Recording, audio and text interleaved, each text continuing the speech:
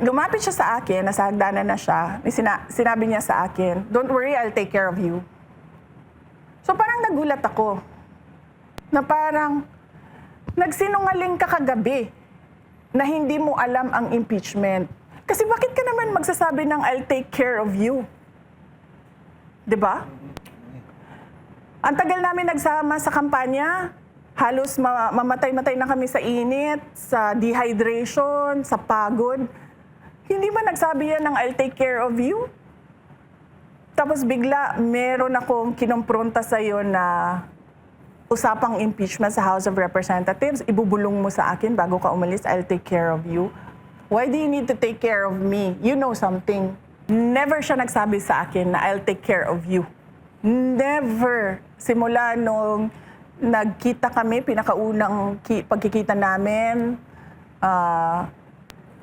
para mag-discuss ng pagtakbo namin, ng unit team, doon sa kampanya, wala yan siya sinabi. Hanggang ano na yon, November 2023 na yon, first time mo magsasabi na "I'll take care of you" after kita kinonfront na pinagpaplanuhan yung impeachment ko dyan sa loob ng House of Representatives.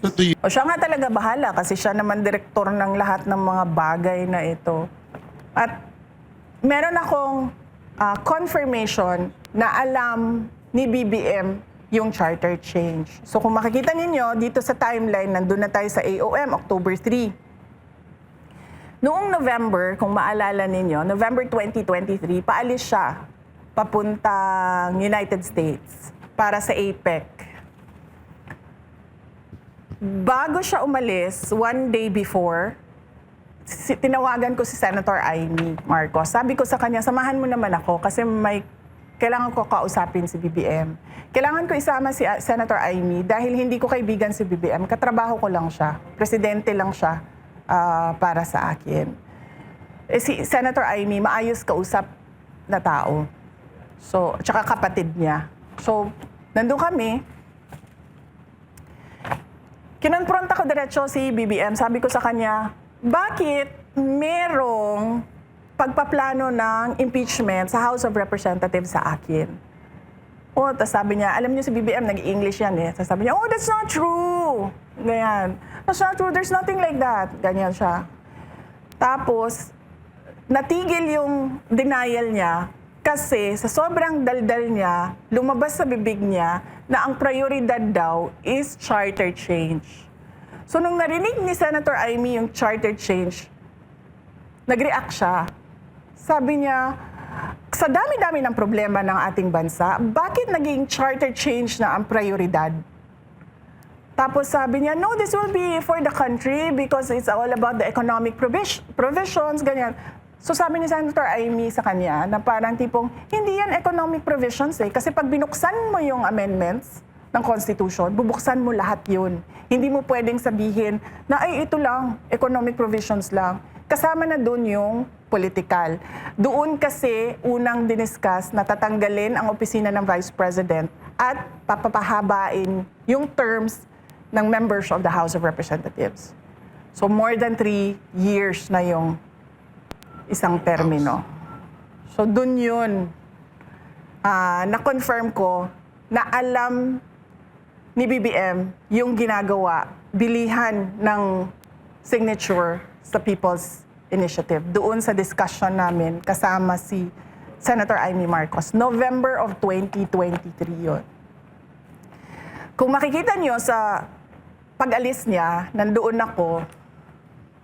Bago siya umakyat sa hagdanan, lumapit siya sa akin. May binulong siya sa akin. Alam niyo si BBM kasi mahilig mag-mumble, yung ganon, na hindi mo siya maiintindihan. Meron lang siyang clear words, iilan, at yun lang yung ma-pick up mo sa sinabi niya. Nung lumapit siya sa akin, nasa hagdanan na siya, sinabi niya sa akin, "Don't worry, I'll take care of you." So parang nagulat ako, na parang nagsinungaling ka kagabi na hindi mo alam ang impeachment. Kasi bakit ka naman magsasabi ng "I'll take care of you"? 'Di ba?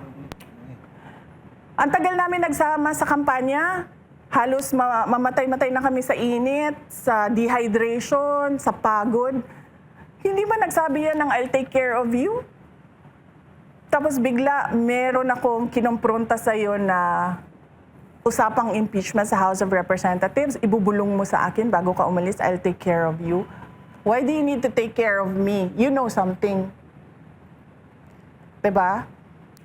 Huling-huli kasi mga lalaki sa mga ano eh. Oo nga. Sa mga pambobola eh. Sa kanya po kayo tumingin. Hindi, ah. Pero I'll take care of you. Sinabi niya yun. So, ano dating sa'yo nun? Nung sinabi niya yun? Kung ikino-connect mo ito na meron siyang alam. Kasi never siya nagsabi sa akin na I'll take care of you. Never. Simula nung nagkita kami, pinakaunang pagkikita namin,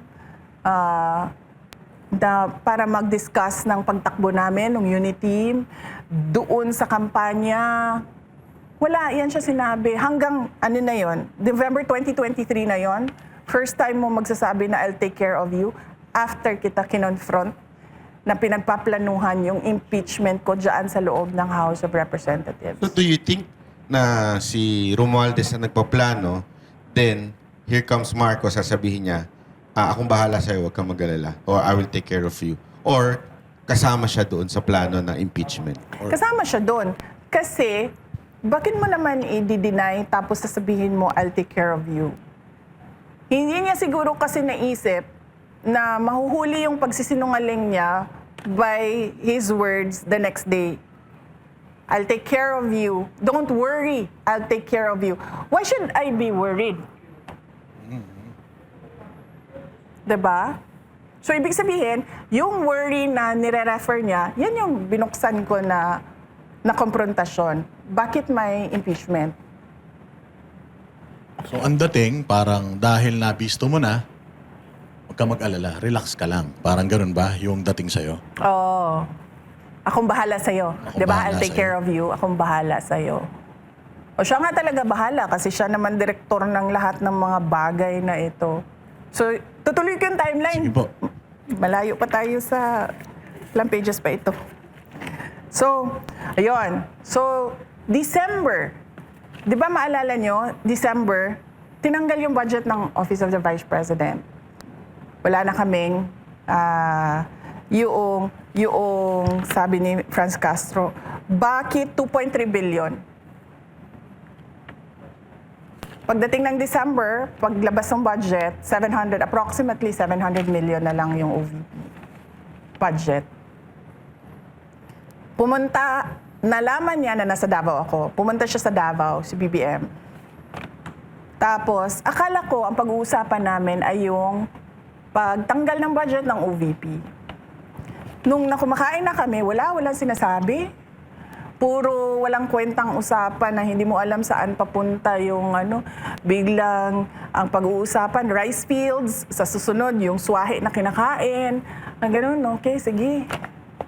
Parang ako, uuwi na tayo, sayang yung oras natin dito.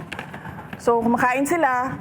Tapos, yung palabas na kami sa restaurant doon sa Davao City, eto na naman siya, yung kanyang pagbubulong na mumbling niya, na hindi mo alam kung takot ba ito magsalita, ayaw niyang magsalita, hindi siya makapagsalita, natatakot siyang mahuli siya sa pagsisinungaling niya, ganun siya. Tapos sabi niya, ang nakuha ko lang sa sinabi niya, mag-ingat ka, tuturuan ka namin. So ito na naman tayo, mag-ingat ka. Bakit ako mag-iingat? Yung tuturuan ka namin, yun ang hindi ko maintindihan talaga hanggang ngayon. Tuturuan ka namin ng leksyon? Kasi ganun yun eh. Tuturuan kay ma'am na kung ano yung isasagot, tapos ikakapahamak nyo. Baka tuturuan kayo ng mga bagay na ginagawa nila na hindi nyo ginagawa. Hindi ma'am, pero na-observe ko doon sa sinabi nyo kanina, si Franz Castro na naman ang nagkomento doon sa budget nyo na billion. Tapos biglang bumaba. So parang nasusunod ba sa administrasyon na to itong mga makakaliwa, itong mga kakampi ng CPP, NPA, NDF? Parang ganon. Pagdating sa Duterte, nagsasama-sama sila ngayon pagdating kontra Duterte. Naiintindihan ko ang Makabayan Block kasi sabi ko nga sa inyo, may programa kami doon na tinapos talaga namin yung insurgency. Kasali sila sa Sagasaan sila doon. Oo, kasali sila. Wala yung stronghold nila sa Davao City, yung Paquibato District. Kasali sila doon sa mga surveillance, inimbestigahan, tiningnan kung saan sila pumapasok na mga lugar sa Davao City, ano yung sinasabi nila sa mga tao, ano yung parang pag-poison ng utak ng mga tao. Ganun yung naiintindihan ko ang Makabayan Block. Paano ba sila mag-operate sa Davao? Lalong-lalo na itong party list nila, yung ACT teachers. Oo, Paano ba ang sila Makabayan kasi, 'di ba, is Bayan Muna, Anak Pawis, Gabriela, Kabataan, tsaka ACT teachers. Ang malakas sa Davao ay noon, nung nandyan pa yung mga leaders nila, Bayan Muna, Anak Pawis, tsaka Gabriela. Yan yung malakas sa Davao noon. Paano sila? Pumupunta sila sa mga depressed areas. Yung mga tao ba na madali mo makumbinsi? Kasi panghahawakan na lang nila kung ano-ano ang any kind of hope na makita nila na tanggal sa kanila sa kahirapan. Doon sila pumupunta. Mga indigenous peoples, tribes, sa mga low-income families, sa mga informal settlers. Dito sila nagre-recruit ng mga kasamahan nila. Pag na-recruit nila, saan po nila dadalhin ito? Sa Davao City, kasi ganito, pag meron kaming nakukuha or nakakausap, hindi sila tiga Davao City, doon sila nakuha sa Davao Oriental. Lagi yan. Davao Oriental, Compostela Valley, or as far as Surigao del Norte, tsaka itong kapitbahay namin, Agusan. Diyan sila nare-recruit, nadadala sila sa Davao. Kasi pala, sa kanila, palitan, hindi ka nag-ooperate doon kung saan ka galing.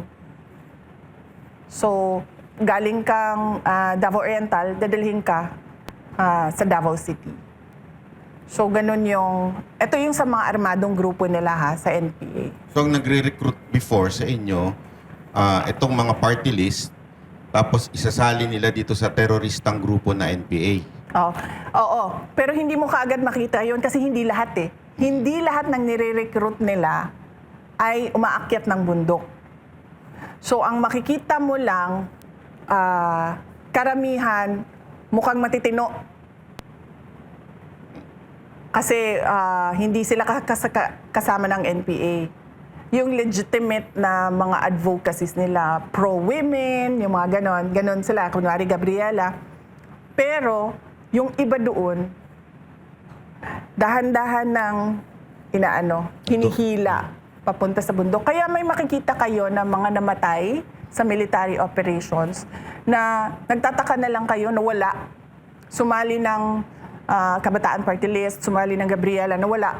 Tapos nakita na lang patay na sa military operations. Kasi yun yung mga ni-recruit galing doon sa, kumbaga, tinatawag nilang legitimate organization namin. Galit sila kasi hindi ko pinapayagan yung ganun. Galit sila kasi hindi mo talaga ako madala na pwedeng sabihin mo na lang tulad ng ibang mayor na tumahimik ka na lang or takutin tulad ng ibang mayor na parang, hindi ka mananalo dito sa lugar namin kung hindi ka magbabayad. Sa akin, hindi. Okay na matalo ako. Hindi lang ako sasama sa kausa, sa cause ninyo. Pero bilang mayor ng Davao City, gaano kayo kakritikal dito sa mga sa mga organisasyon na to? Critical ako pagdating sa recruitment nila sa mga tao papunta sa pagiging NPA. Pero sa kanilang freedom of speech, hindi ko yan kailanman pinakialaman.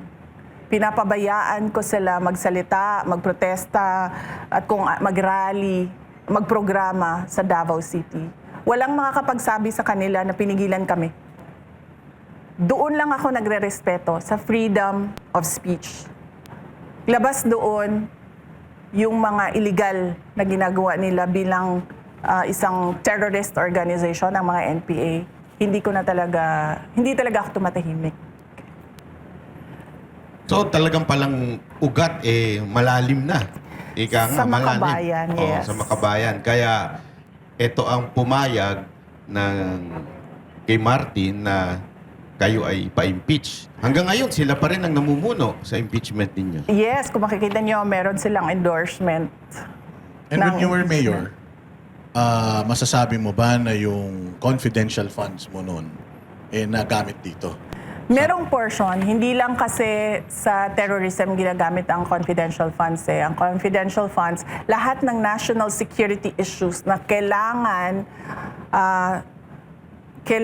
ayusin ng gobyerno ay ginagamitan ng confidential funds. So ang terrorism, isa lang yon. Ang insurgency, isa lang yon. Sa kadami-dami ng national security issues. And how important na hindi lumabas into open yung kung paano ginagamit yung mga confidential funds na yan? Unang-una may batas.